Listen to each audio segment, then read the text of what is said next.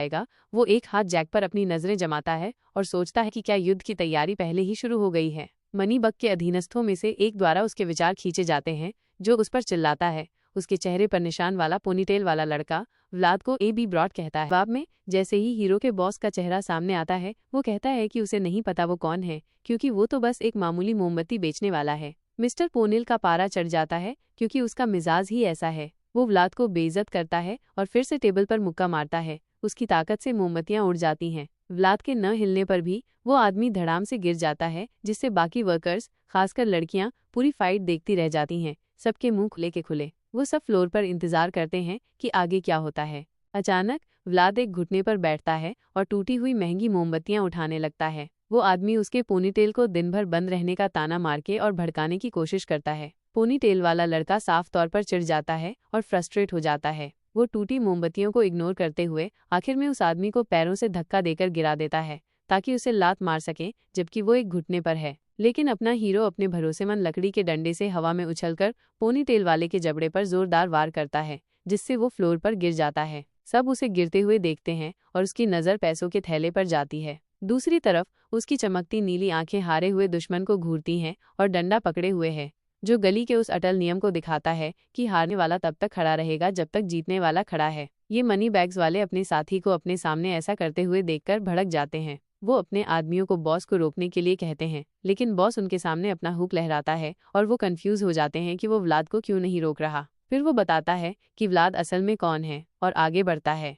उस camp seller को, जिसका सिर्फ एक हाथ था, अपलाउड करने के लिए व्लाद इतना इम्प्रेस्ड था कि वो क्लैप किए बिना नहीं रह सका। उसने व्लाद से गुजारिश की कि वो शोर को थोड़ा समझने की कोशिश करे, लेकिन उस कैंडल सेलर ने जवाब दिया कि वो डिसेबल्ड लोगों में कोई भेदभाव नहीं करता। इस बात पर मनी बुक को जरा भी बुरा नहीं लगा, बल्कि उसे तो ये कमेंट सुनकर हंसी आ गई। उसने व्लाद से कहा कि वो बाद में उससे प्राइवेट में बात करना चाहेगा। वो लाल आंखों वाला बॉस मनी बुक उस लड़के के चेहरे को अपने हुक से छूता है और उससे याद करने को कहता है कि उसने पहले किसको उठाया था। लेकिन व्लाद झट से कहता है कि वो शख्स शायद जल्दी ही मर गया होगा, क्योंकि उसे तो याद ही नहीं कि कभी कोई बात हुई थी। उनकी ये छोटी सी बातचीत तभी रुक जाती है जब मनी बुक का एक आदमी उसे आवाज लगाता है। दोनों मुड़ते हैं और जॉर्ज और उसके आदमियों को अपने सामने खड़ा देखकर चौंक जाते हैं। जॉर्ज मनी बुक को छेड़ता है, कहता है कि अगर उसे पता होता कि वो आ रहा है तो वो उसके लिए ग्रिल्ड मीट बनाता। लेकिन वो पहाड़ सा दिखने वाला आदमी मनी बुक जॉर्ज के इस जेस्चर को डिस्कार्ड कर देता है और कहता है कि वो इतने भी क्लोज नहीं है। फिर भी जॉर्ज उसे गेस्ट की तरह ट्रीट करता है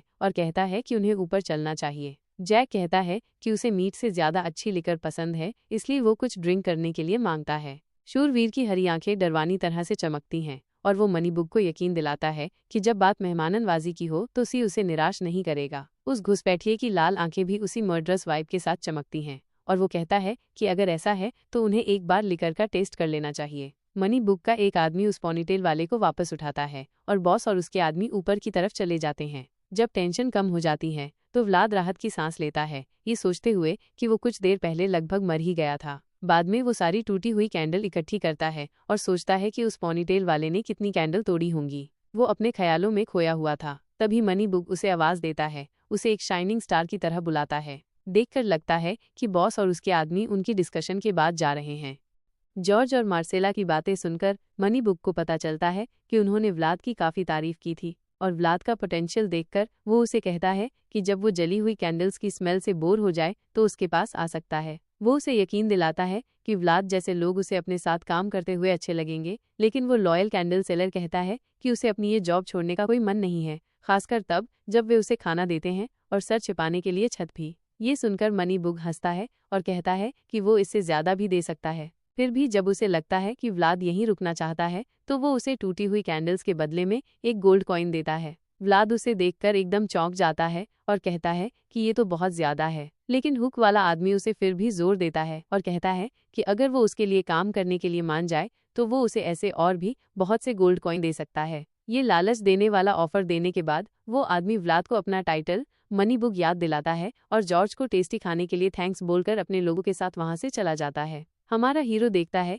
कि वो घुसपैठिया बहुत खुश लग रहा था और सोचता है कि जॉर्ज के साथ उसकी मीटिंग अच्छी रही होगी। तभी जेर उसे ऊपर से आवाज लगाता है और बताता है कि जॉर्ज उससे बाद में मिलना चाहता है। हम व्लाद, जॉर्ज और मार्सेल को एक ही कमरे में देखते हैं। व्लाद किसी चीज को देखकर एकदम चुप हो जाता है और हमें पता चलता है कि वो एक कीमती चाकू है। जॉर्ज बताता है कि वो उसे ये चाकू बाद में देने वाला था, पर अभी की सिचुएशन देखकर उसने फैसला किया कि वो उसे अभी दे देगा। वो व्लाद को कहता है कि वो उस खंजर को हमेशा अपने साथ रखे। नीली आंखों वाला लड़का जब उसे लेता है तो उसे कमरे में सबके चेहरे से पता चल जाता है कि जॉर्ज और मनीबुक की बातचीत बिल्कुल भी अच्छी नहीं रही। वो कमरे में सबकी ओर देखता है और पाता है कि सब लोग एकदम उदास हैं, मार्सेल तक का मूड खराब है। वो समझ जाता है कि कुछ तो गड़बड़ चल रही है। तभी जॉर्ज व्लाद से कहता है कि वो कैंडल्स बेचना बंद कर दे और लड़का कंफ्यूज हो जाता है और पूछता है अगर वो मोमबत्ती नहीं बेच पाया तो वो और क्या करेगा। उसकी घबराहट समझकर जॉर्ज बताता है कि उनको एक हाथ वाले जैक के बारे में टिप मिली है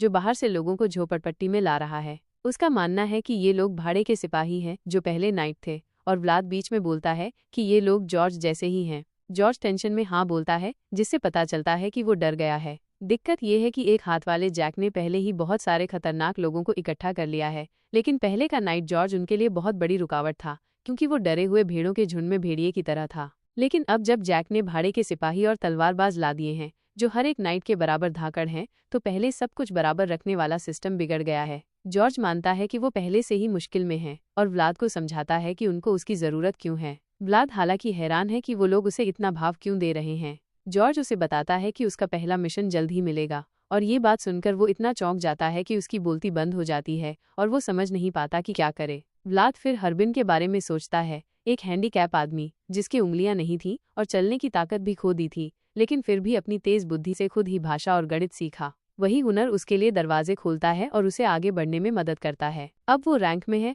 और कैप्टन हूवर के अंडर काम कर रहा है। फ्लैट हार्विन को अपना रोल मॉडल मानता है। उसे एहसास होता है कि कोशिश से वो बहुत कुछ सीख सकता है और ये ज्ञान उसे ऊंचे मुकामों तक ले जाएगा। जब वो लड़का अपने लकड़ी के डंडे से प्रैक्टिस कर रहा होता है तो उसे फिर से एक आवाज सुनाई देती है। आवाज कहती है कि जब वो डंडा नीचे घुमा रहा है तो अपनी कोहनी का एंगल कम करे।